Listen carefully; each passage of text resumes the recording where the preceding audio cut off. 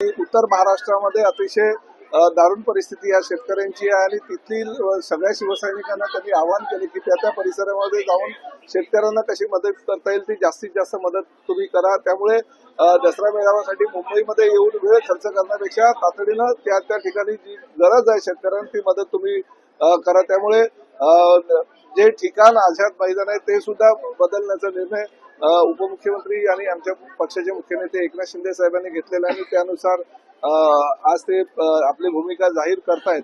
परंतु शेवटी आमच्या दृष्टिकोनातून जे हिंदुत्वाचे विचार आहे, धर्मवीर आनंद दिघे साहेबांचे, शिवसेना प्रमुख आदरणीय बाळासाहेब ठाकरेंचे विचार आहे ते एकनाथ शिंदे साहेबांच्या मुखातून ऐकण्यासाठी सगळे आमचे शिवसैनिक आतुर झालेले असतात आणि त्यामुळे दसरा मेळावा हा होणारच। फक्त आझाद मैदानाच्या ऐवजी अन्य ठिकाणी छोटेखानी कार्यक्रम का होईना पण आम्ही तो मेळावा करणार। परंतु आमचे हिंदुत्वाचे प्रखर विचार जे आहेत ते प्रखर विचार आम्ही ऐकण्यासाठी सगळेजण त्या ठिकाणी जाणार आहोत। सर, टीजर वॉर एकंदरीत या दसरा मेळाव्यात नाही बघा, टीजर वॉर ज्यांना करायचं त्यांना करू द्या। त्यांनी टीजर वॉर हिंदुत्वाचे विचारच सोडलेले आहेत। ज्या दिवशी त्यांनी काँग्रेस आणि राष्ट्रवादीची वाट पकडली उबाटाच्या लोकांनी तेव्हापासूनच त्यांनी हिंदुत्वाचे विचार सोडलेले आहेत। ते बाळासाहेबांचे विचार, दिघे साहेबांचे विचार काय पोहोचवणार, त्यामुळे त्यांनी त्या विषयावर काही बोलू नये।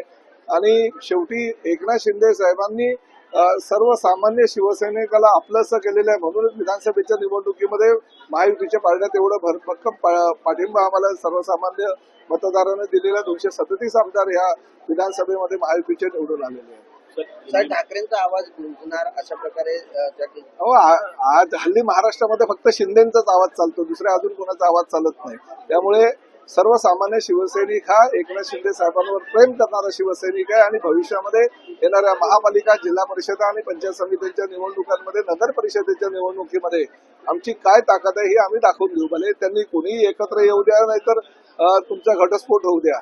आमची जी ताकद आहे, आमची ताकद ही महाराष्ट्रातील जनतेला माहिती आहे आणि महाराष्ट्रातील जनता ही येणाऱ्या प्रत्येक निवडणुकीमध्ये आमची ताकद दाखवेल आणि प्रत्येक महापालिकांवर, जिल्हा परिषदांवर आणि नगर परिषदेवर शिवसेना आणि प्रामुख्याने महायुतीचा झेंडा फडकल्याशिवाय राहणार नाही। या धर्मवीर आनंद दिघे साहेबांच्या माध्यमातून टेंभी नाक्यावर या देवीची स्थापना करण्यात आलेली आहे आणि 48 वर्ष झालेली आहे।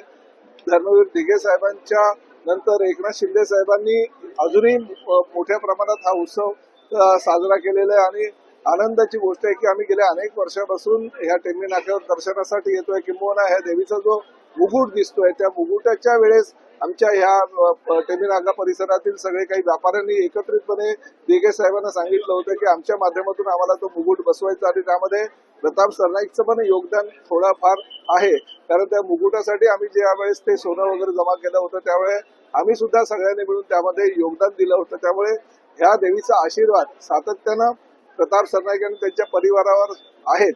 आणि दुसरं तर काय, आजपर्यंत मी आमदार म्हणून या ठिकाणी दर्शनाला येत होते, देवीला काही मागितलं नव्हतं, परंतु देवीला न मागता एकनाथ शिंदे साहेबांनी मला या राज्याचं सर्वोच्च पद जे परिवहन मंत्री आहे ते दिलेलं आहे।